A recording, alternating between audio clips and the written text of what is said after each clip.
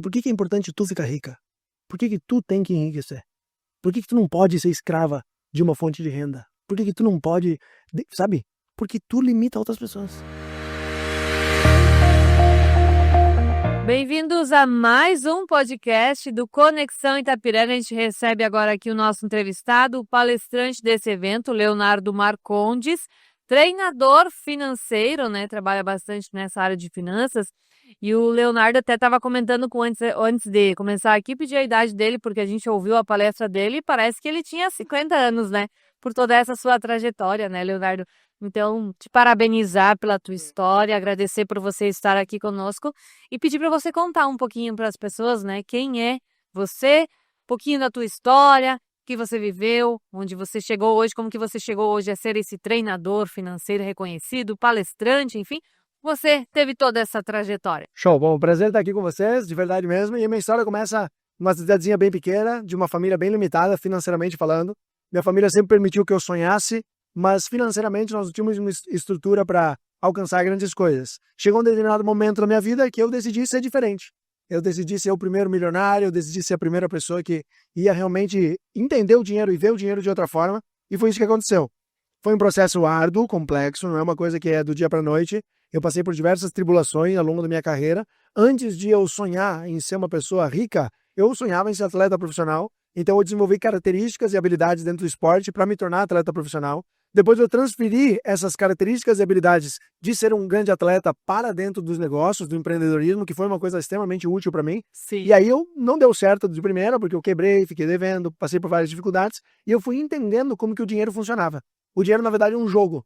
É um jogo que tem jogadores, é um jogo que tem regras, é um jogo que tem uma conduta. Tu tem que desenvolver habilidades para vencer o jogo do dinheiro, tu tem características. Então eu comecei a desenvolver essas características e aplicar elas na minha vida. Deu muito certo, ganhei o jogo do dinheiro, jovem pra caramba, conquistei resultados financeiros incríveis, levei isso para as pessoas próximas a mim, meu pai, minha mãe, meus irmãos, as pessoas mais íntimas, e depois comecei a ensinar isso para outras pessoas. Então hoje eu ensino as pessoas a vencerem o jogo do dinheiro. Eu não sou um educador, eu sou um treinador. Se tu olha, por exemplo, uma academia. Tu vai na academia e tem lá uma senhorinha. A senhorinha tá com um personal que tá ensinando ele, ó, senhora, faz de tal jeito. Só que na mesma academia tem um cara bombadão que tá querendo performance, ele quer resultado. Eu sou o personal do cara que quer performance.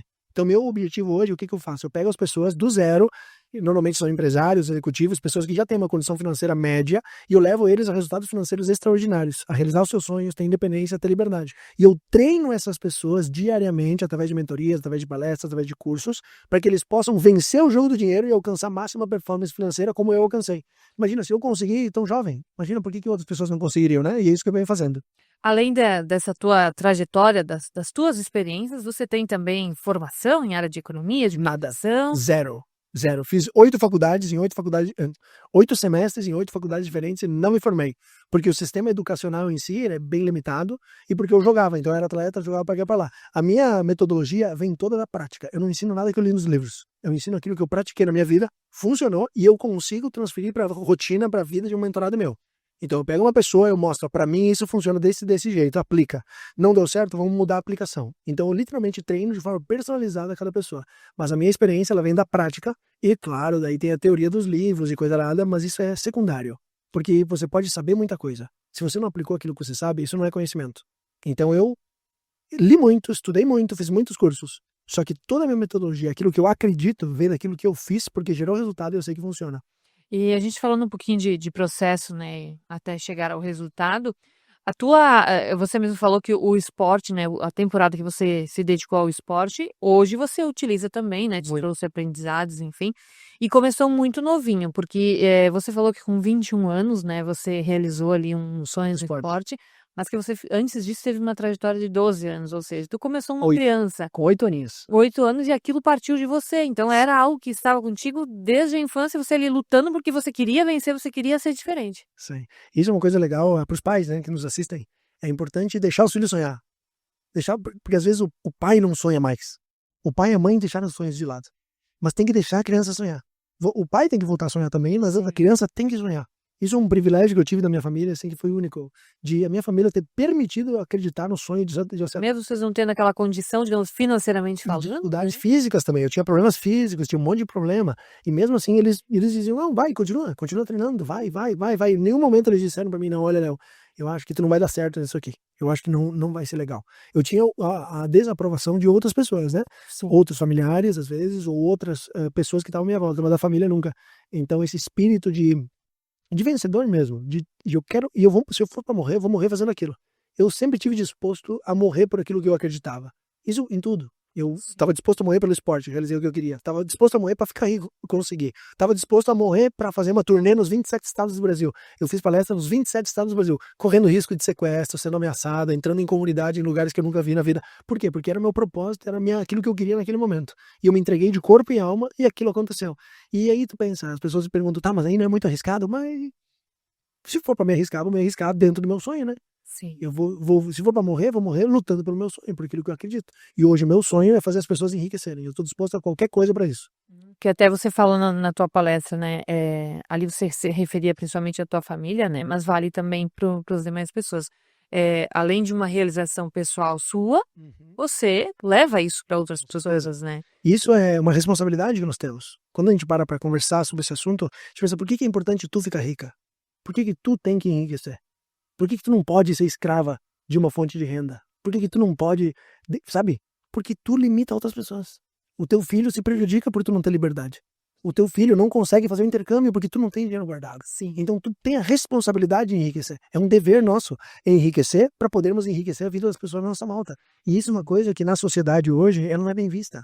As pessoas, elas dizem até que o rico é meio ruim, que o dinheiro não é tudo, que não é tão importante. E nós temos que mudar a cabeça desse povo. Por quê? Porque se tu pensa dessa forma, tu nunca vai ter dinheiro. Se tu fala mal do rico, tu nunca vai ser uma coisa que tu não acha que é bom.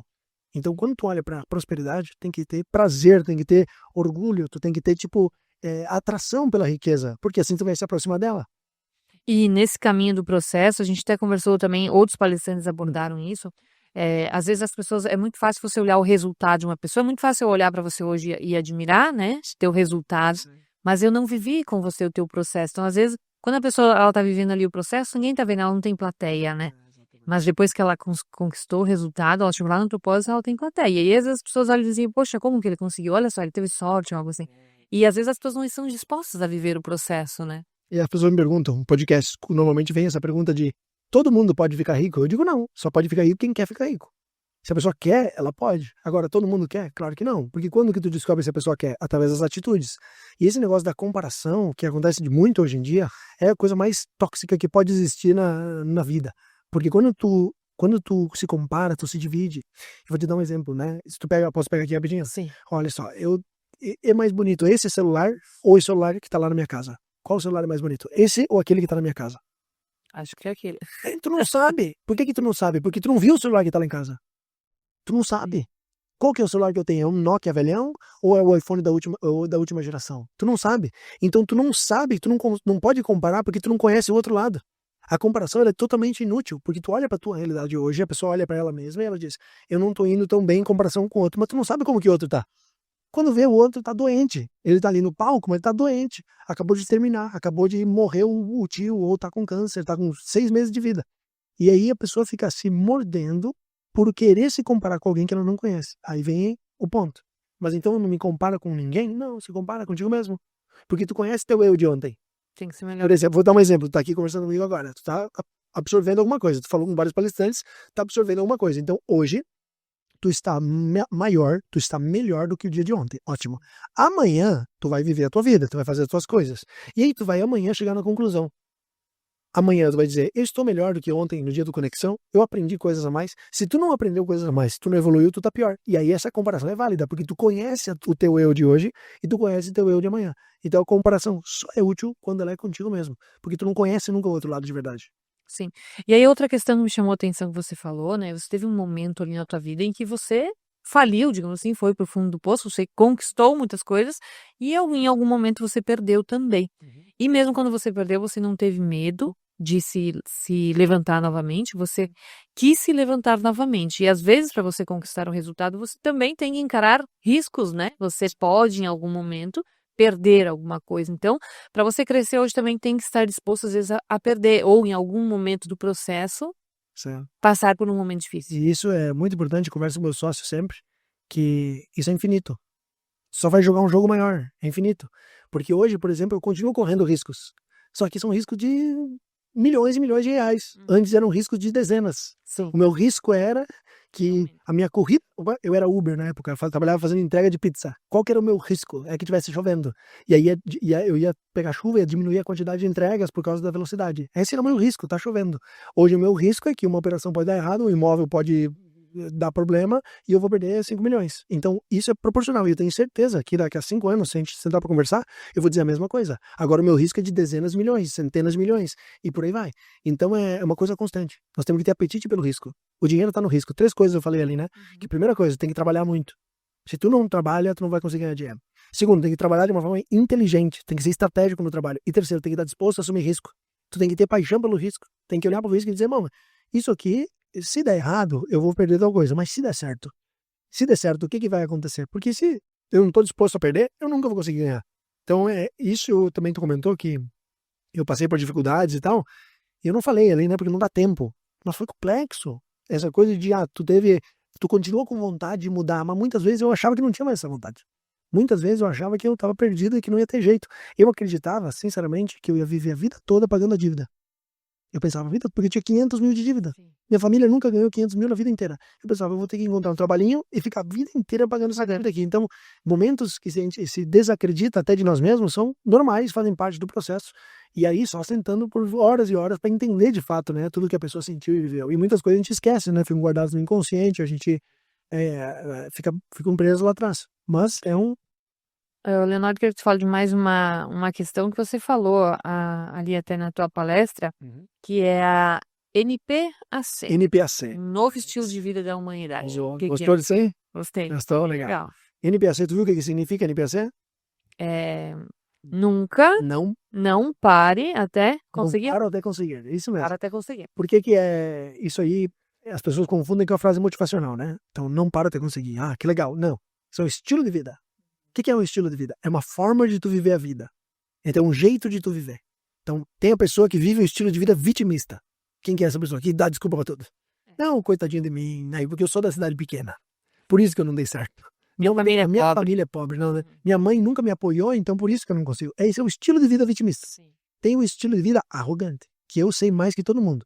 Eu sou o melhor. Minha casa é a melhor. Minha coisa, tem um tio de um amigo meu que é exatamente assim. Tudo dele é o melhor. Só pra ele, comprei uma televisão, mas a minha lá em casa eu comprei uma melhor. Porque é arrogante. É um estilo de vida arrogante. Agora, tem um estilo de vida, que é o novo estilo de vida da humanidade, que é o NPAC. Que é o estilo de vida de quem não para até conseguir. Qual que é a base desse estilo de vida? Quem vive esse estilo de vida, vive equilibrando 4 pilares. Fé, saúde, dinheiro e relacionamentos. Então essa pessoa é uma pessoa que busca o enriquecimento financeiro para que ela tenha consciência de que o dinheiro não é tudo. Mas através do dinheiro, ela consegue ter uma vida mais tranquila para equilibrar os outros pilares. Então uma pessoa que só tem dinheiro não vive nosso estilo de vida. Porque para nós, o estilo de vida NPAC é baseado em 4 pilares. Então é um conjunto de coisas. Tu nunca vai ver alguém que vive o estilo de vida NPAC, por exemplo, que trai a esposa. Ou um homem uma mulher que fica fofocando o tempo todo. Ou uma criança que só, toma Coca-Cola, porque é contra a saúde. Então nós estamos criando um grupo de pessoas que vive esse novo estilo de vida da humanidade e que está construindo um mundo melhor através da própria melhoria. Essa é a nossa missão. É isso que você leva na tua mentoria, nas tuas palestras. Eu treino a pessoa para isso, para que ela enriqueça e viva esse estilo de vida que vai fazer ela muito feliz, cada vez mais feliz. Sim. Leonardo, para a gente encerrar aqui, então, uma avaliação do evento Conexão que representou para você estar aqui. Vou te falar, para mim é emocionante, assim, eu gosto disso porque é uma cidade pequena. Eu faço evento em todo lugar que tu pode imaginar, eu já fiz. Mas eu tenho a minha origem. Eu venho de um lugar pequeno. Eu venho de um lugar onde não tinha polícia, onde não tinha nada, porque é pequenininho. Então, quando eu venho para lugares, que aqui é bem maior que a minha cidade, inclusive, né? Mas eu venho para lugares onde eu vejo que as pessoas estão dispostas a algo diferente, sabe? E a coragem que o Alexandre e a organização toda teve de fazer isso aqui é admirável. Então, é até uma questão de honra, sabe? É admirável a coragem que se tem que ter para querer dizer, não, aqui é pequeno, aqui talvez ninguém viria, mas eu vou fazer um movimento. Eu vou criar alguma coisa para fortalecer a economia, fortalecer a cultura e fortalecer esse povo. E isso é muito legal. Então, eu tô assim admirado, espero vir todas as vezes. Eu assim, tô muito feliz, de verdade mesmo, de estar aqui. E eu não falo boca fora, sou bem direto. Quando eu não gosto, mas quando eu gosto, eu boto a camisa literalmente. Tô muito feliz. Tá bom, obrigada, Leonardo, por participar aqui. Parabéns pela tua trajetória também. Obrigado. Estamos juntos. Prazer, tá? Prazer. Obrigada também você, então, que acompanhou mais este podcast do Conexão Itapiranga.